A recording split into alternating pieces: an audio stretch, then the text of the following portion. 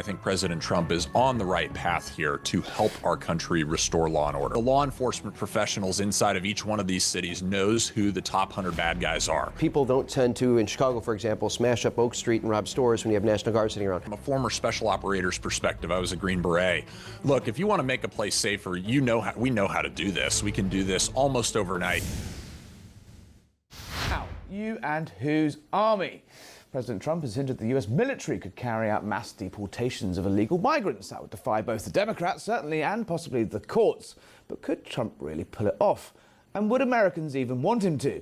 Joining me to discuss all of that and more is military policy expert Christopher Neiweem in the studio with me. And from North Carolina, Congressman Pat Harrigan. Congressman, good evening. President Trump's deployed the National Guard to Los Angeles, to D.C., to Oregon, to Illinois, to Tennessee.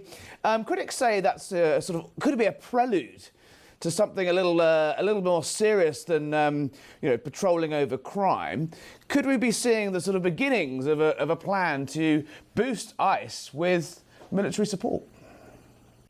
Well, I think there's no question that the military has been sent into various cities across the country to actually make sure that federal law can be enforced and that federal operations with ICE and the Border Patrol are not being impeded, let alone having those entities get attacked, which is a problem that we have had.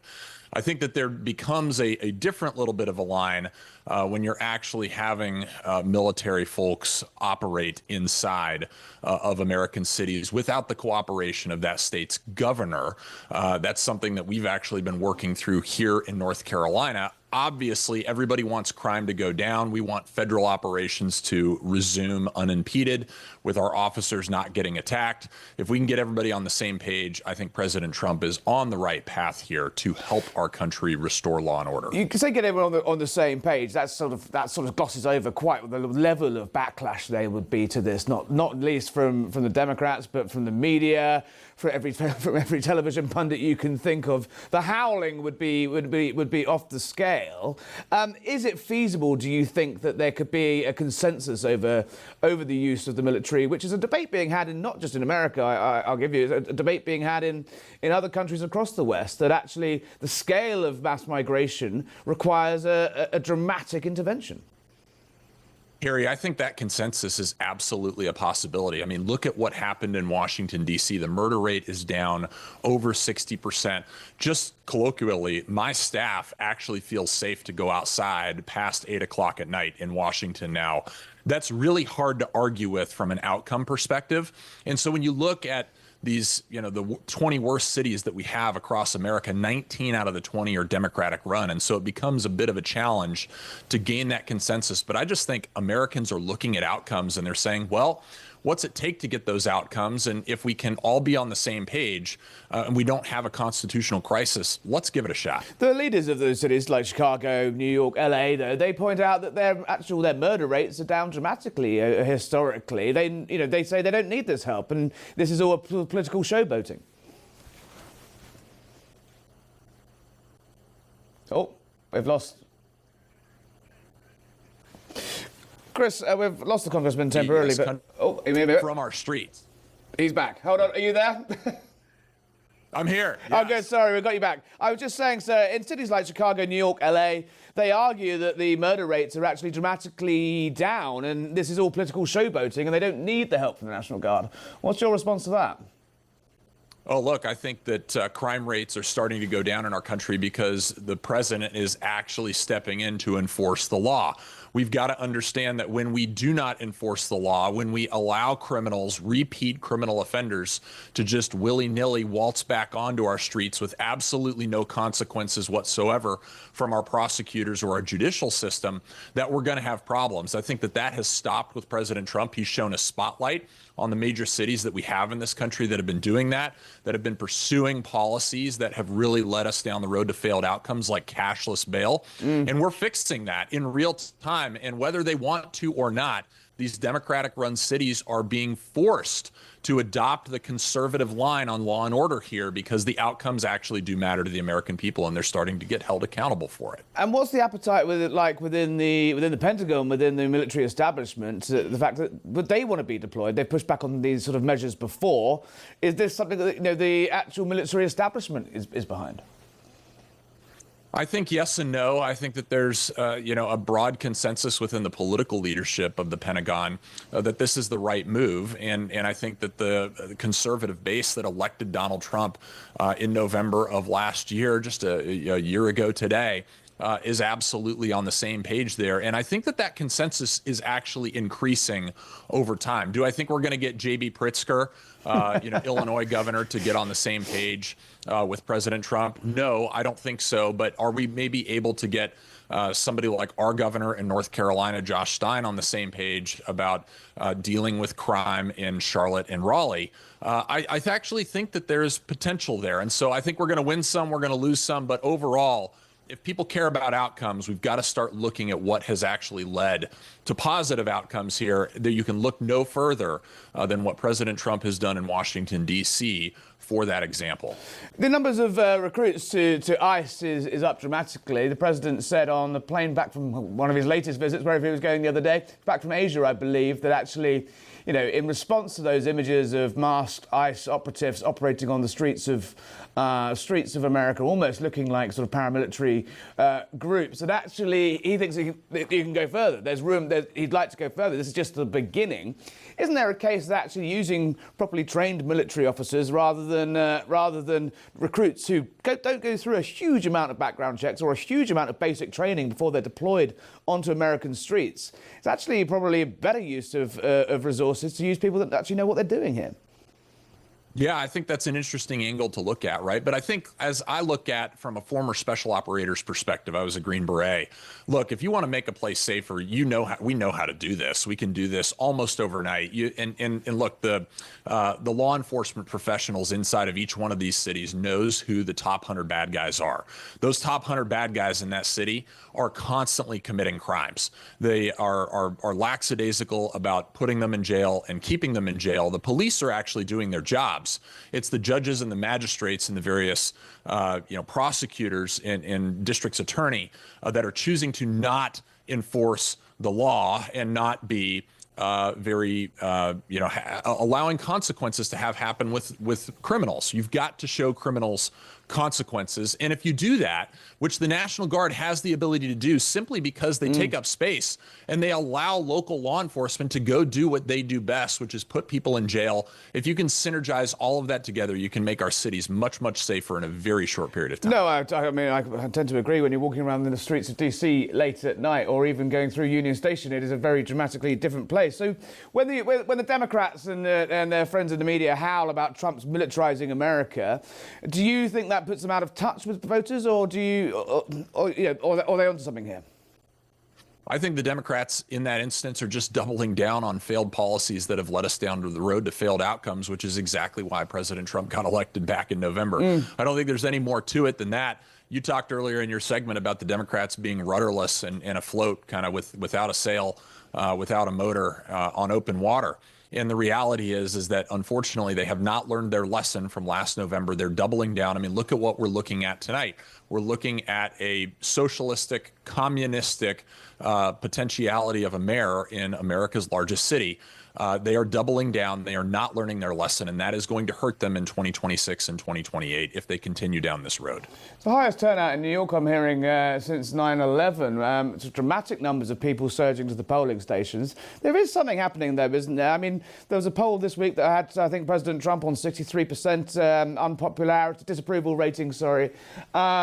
There is a sort of feeling that perhaps, yes, he's had some successes on the world stage, but domestically, perhaps his eye has been slightly off the ball. Prices are still high.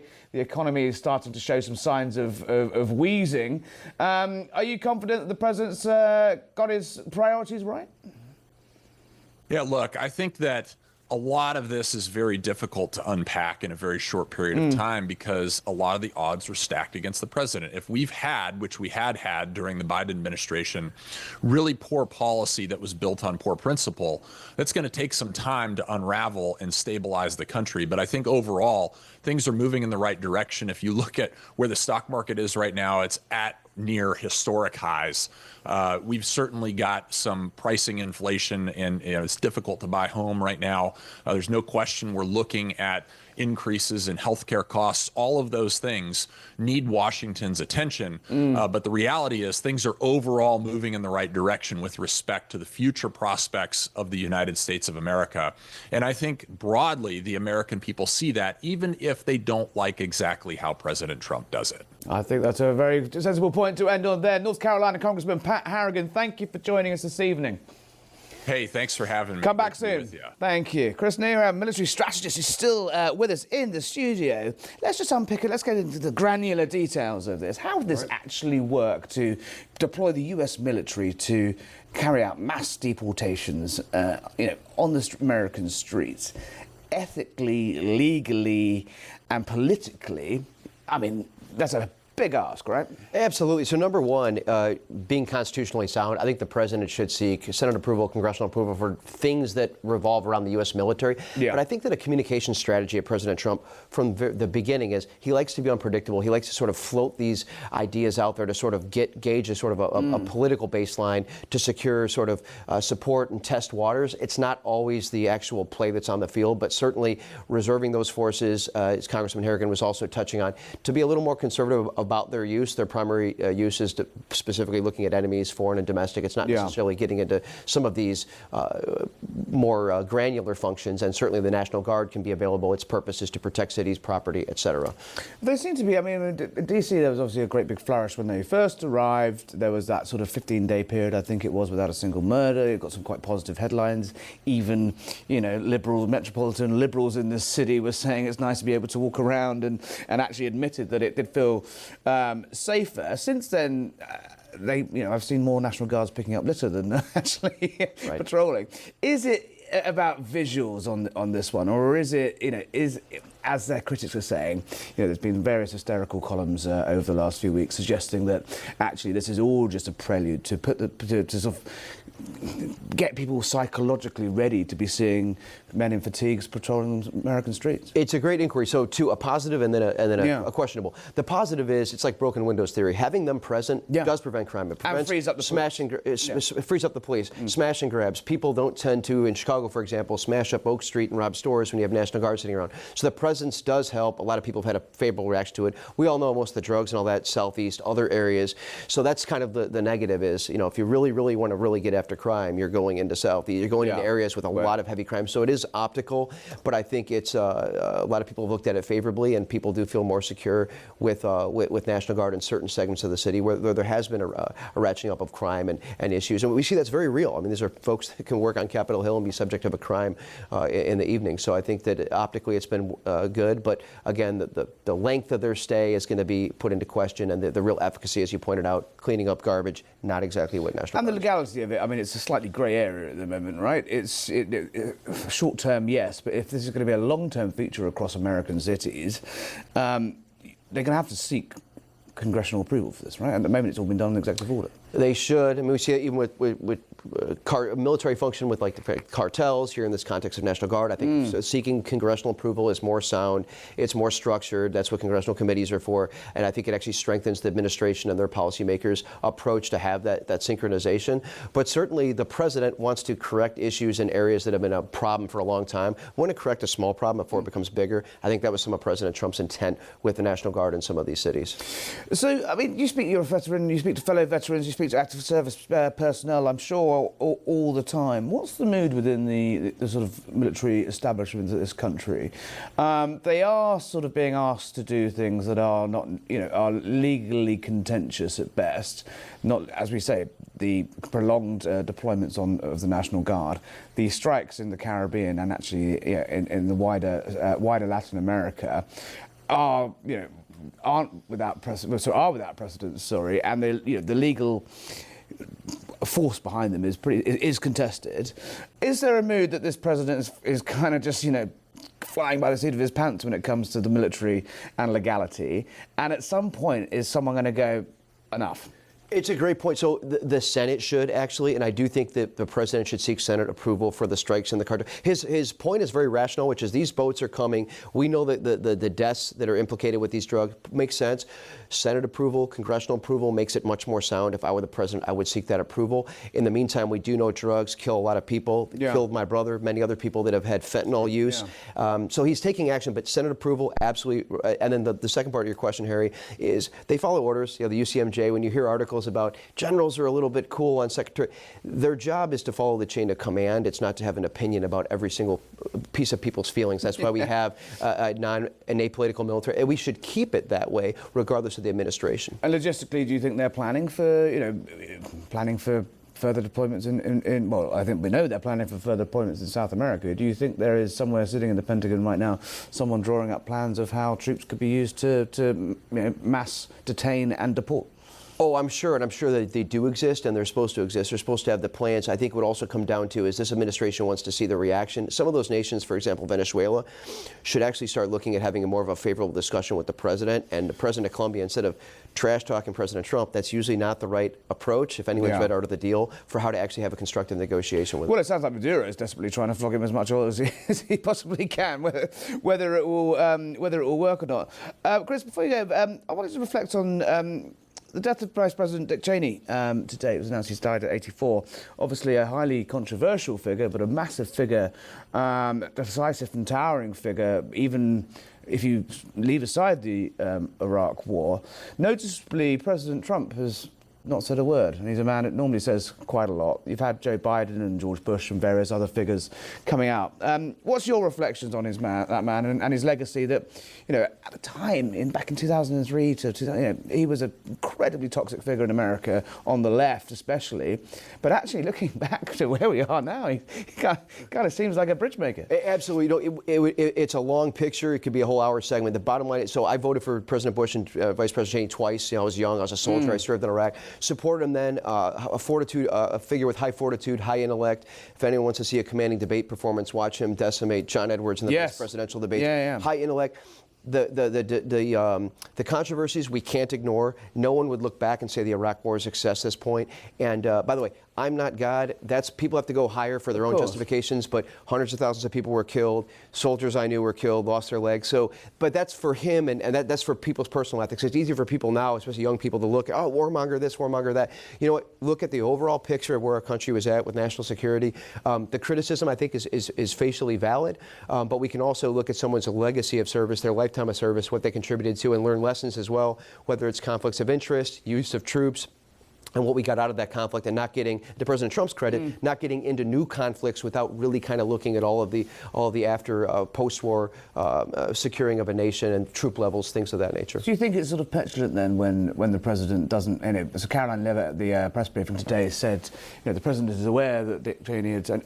For context, he was obviously a never-Trumper. He publicly stated that he voted for Kamala Harris last November. His daughter has obviously been a vocal Trump critic, but this is a former vice president, right? Yes, the flag has been lowered at half-mast, but would you not like to see the president at least acknowledge this sort of figure of the right? Well, and I think it's a great thing of freedom of speech, right? The president has freedom of speech. He can be free to not speak, and everyone can have their variety of opinions. He may make a comment at some point, but there were some political realignments. President Trump was successful with a whole new sort of realignment of the Republican Party, so it doesn't really necessarily surprise me, but I think it's fair to have people, a lot of folks that I know that have worked with Vice President Cheney, to look at the positives, and people can express themselves. But it's a more complicated picture.